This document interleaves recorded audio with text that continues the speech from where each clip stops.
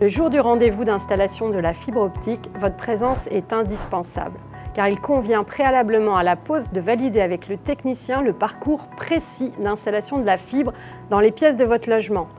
Soyez vigilant pendant la pose, que le technicien suive bien ce parcours. Validez aussi l'emplacement souhaité pour le matériel afin d'éviter tout déplacement ultérieur. Veillez également à ce que le technicien ne perce pas d'huisserie, ne coupe aucun fil électrique, antenne, téléphonie, etc. afin d'éviter tout litige ultérieur.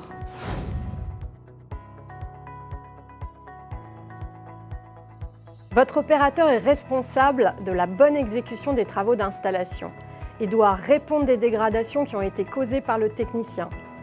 Prenez des photos avant et après son passage. Listez précisément les dégradations dans le compte-rendu d'intervention. Et adressez tout cela rapidement dans un courrier au service client de votre opérateur en prenant soin de conserver la preuve de cet envoi.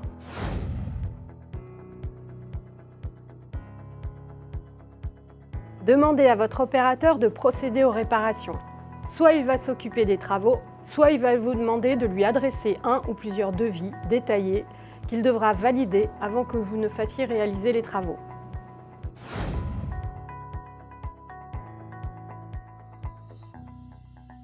La première chose à faire est de contacter le service client de votre opérateur. Si sa réponse est négative, ne vous satisfait pas ou si vous restez un mois sans réponse, contactez le service recours consommateur par écrit. Si vous n'obtenez pas de réponse dans le mois qui suit ou si vous n'êtes pas satisfait de la réponse, vous pouvez alors me saisir. Pour cela, rendez-vous sur le site médiation-télécom.org. Une fois votre dossier envoyé, vous saurez s'il est recevable sous un délai de 3 semaines. J'aurai ensuite 90 jours pour proposer une solution aux deux parties.